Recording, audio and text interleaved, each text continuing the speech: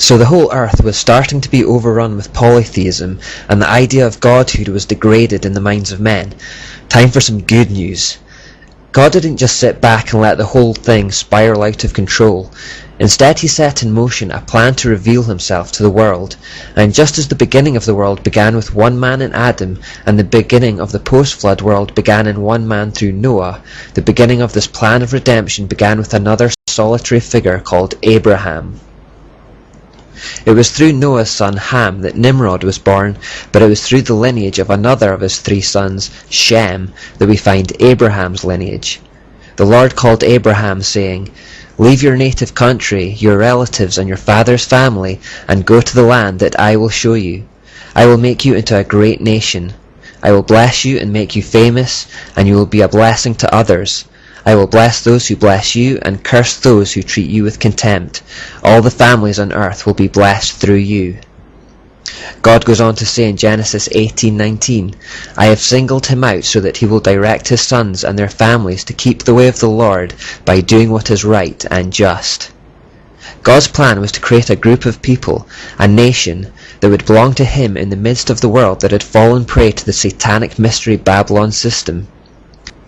This nation would become Israel, and these people would become known as the Jews, and through this single group he would execute his stunning plan for the redemption of the world. He would reveal himself to them so that he could reveal himself through them to the rest of the world. The Old Testament is the story of how God revealed himself to them. It's the story of God introducing himself to his people, teaching them his character, what he wants from them, how they should think of him and refer to him. Like most relationships, it has a lot of ups and downs along the way, but the whole story has been faithfully recorded that the rest of us might also read about and know God for ourselves through their efforts and mistakes. Consequently, we can on that alone agree that all the families of the earth truly have been blessed through the Jews as promised in Genesis 12:1-3. The culmination of God's master plan would be Jesus, the glorious Messiah prophesied about in Genesis 3, the one who would crush the serpent's head. His death and resurrection was the decisive blow in the war with Satan, but it all began with one faithful man, Abraham. It wasn't that Abraham was especially righteous. In fact, he had a pagan background like most other people, but God can use anyone for his purposes.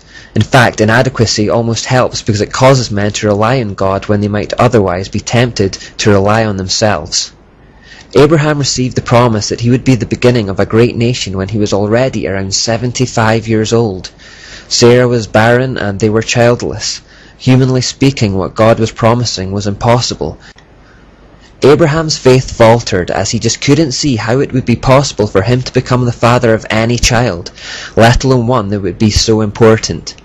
Sarah suggested that they could force the issue in their own strength, without God, by having a son with their Egyptian slave girl Hagar instead.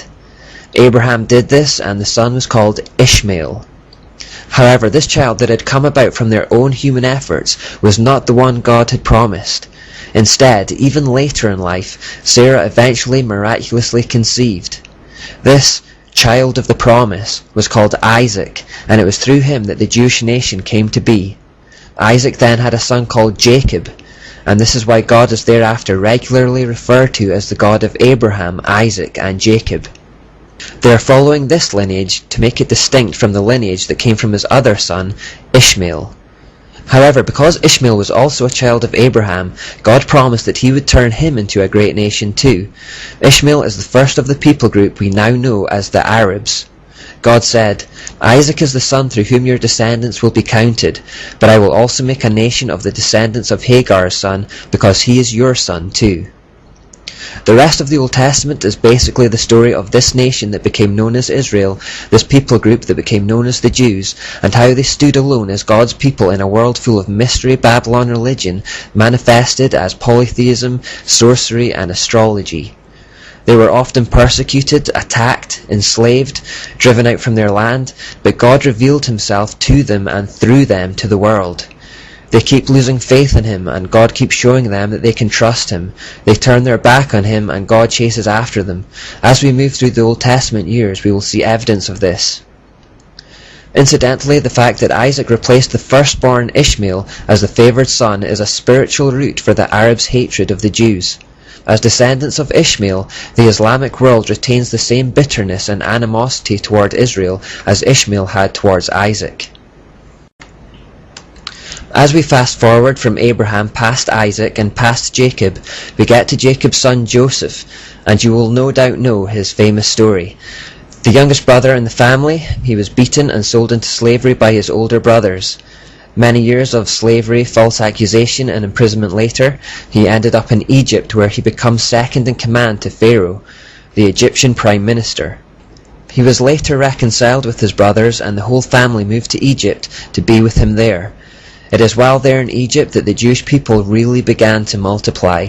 The Bible describes it like this: "These are the names of the sons of Israel who went to Egypt with Jacob, each with his family: Reuben, Simeon, Levi and Judah, Issachar, Zebulun and Benjamin, Dan and Naphtali, Gad and Asher." The descendants of Jacob numbered 70 in all. Joseph was already in Egypt.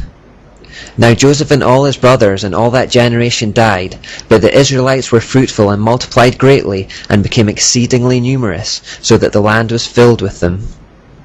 So just 70 went to Egypt, but before long they were multiplying and filling the land. After some 400 years of multiplication, the memory of Joseph and that generation disappeared, and the Egyptian Pharaoh began to fear that the Jews were becoming too numerous. He regarded them as a threat to national security, and imagined that if they were ever to make war against their hosts, it would cause a big problem. From this paranoia, he decided to oppress them with forced labor, with the idea of keeping the numbers down. However, they continued to multiply and prosper even under these terms, to such a degree that Pharaoh took more drastic action, enslaving them and subjugating them under Egyptian rule. Again, to try and keep their numbers down, he commanded that all Jewish boys be killed the moment they are born. At this point, God stepped in by calling Moses to lead his people out of Egypt, through the desert and into the freedom of a promised land flowing with milk and honey. Pharaoh, as you'll know, dug his heels in and refused to let God's people go. In response to this stubbornness, God sent 10 plagues. Now, lest you think we're getting off track here, it's important to realize that these plagues were not arbitrary. They were in fact direct attacks on the false gods that had originated in Babylon.